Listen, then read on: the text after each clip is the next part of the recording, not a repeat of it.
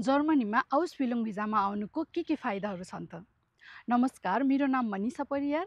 म विगत 9 वर्षदेखि जर्मनीमै नर्सिङ पेसामा कार्यरत छु र आज तपाईँहरूको सामु आफ्नो अनुभव र आफूले जानेका केही कुराहरू सेयर गर्दै र म भिडियोको अन्तिममा एउटा यस्तो महत्त्वपूर्ण जानकारी दिँदैछु जुन तपाईँहरूको लागि एकदमै हेल्पफुल रहनेछ र त्यसको लागि भिडियो अन्तिमसम्म हेर्न नछुटाउनुहोला। पहिलो फाइदा त आउसविलुङ विथ फ्री अफ कस्ट।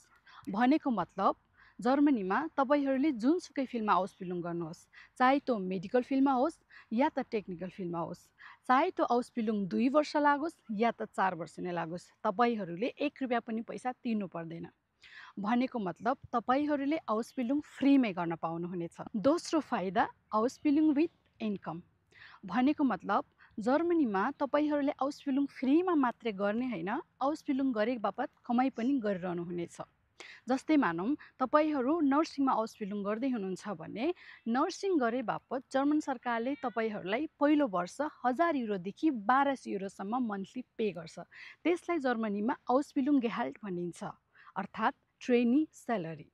र यति मात्रै होइन, तपाईँहरूले आउसविलुङ गरेर रहँदा बाहिर पार्ट टाइम जब गरेर पनि इन्कम गर्न सक्नुहुनेछ। जर्मनीमा तपाईँहरूले 520 युरोसम्म पार्ट टाइम जब गरेर कमाउन सक्नुहुनेछ, जसलाई जर्मनीमा मिनी जब भनिन्छ।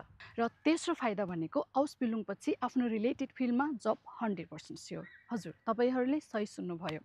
जर्मनीमा आउसविलुङ गरिसके पछाडि तपाईँहरू आफ्नो रिलेटेड फिल्डमा काम नपाउने हो कि या त काम खोज्दै हुनुपर्ने झन्झट गरिरहनु पर्दैन, किनकि जर्मनीमा आउसविलुङ भनेको यस्तो डिप्लोमा हो जसलाई सकिसके पछाडि तपाईँहरूले आफ्नो रिलेटेड फिल्डमा काम पाउने लगभग 100% स्योर नै हो। हेर्नुहोस् त कति धेरै फाइदाहरू छ आउसविलुङ गर्नुको।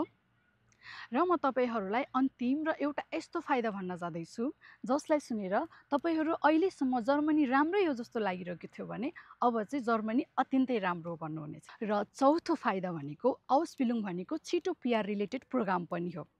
तपाईँहरूले सही सुन्नुभयो। जर्मनीमा पिआर पाउनको लागि 5 वर्ष अथवा 60वटा पेन्सन ट्याक्स तिरेको हुनुपर्दछ। र तपाईँहरूले आउसविलुङ गरिरहँदा तपाईँहरूले सम्झिनुभयो, सुरुमा मैले भनेको थिएँ नि, आउसविलुङ गर्दै कमाइ पनि हुनेछ। र तपाईँहरूले कमाइ मात्रै गरिरहनु हुँदैन, त्यसको सँगसँगै पेन्सन ट्याक्स पनि बुझाइरहनु हुनेछ, जसले गर्दा आउसविलुङ पछाडि या त भनौँ पढाइसके पछाडि तपाईँहरूले सिर्फ 2 अथवा 3 वर्ष मात्रै काम गरे हुन्छ र त्यस पछाडि जर्मनीमा पिआर अप्लाई गर्नको लागि तपाईँहरू एलिजिबल हुनुहुनेछ। र तपाईँहरू आउसविलुङ सम्बन्धी अझै विस्तृत रूपमा जानकारी लिन चाहनुहुन्छ भने मलाई फलो गर्न सक्नुहुनेछ, कमेन्ट सेक्सनमा आफ्नो जिज्ञासाहरू राख्न सक्नुहुनेछ या त मलाई डाइरेक्टली मेसेज पनि गर्न सक्नुहुनेछ। म आउँदा दिनहरूमा यस्तै जानकारीमूलक भिडियोहरू लिएर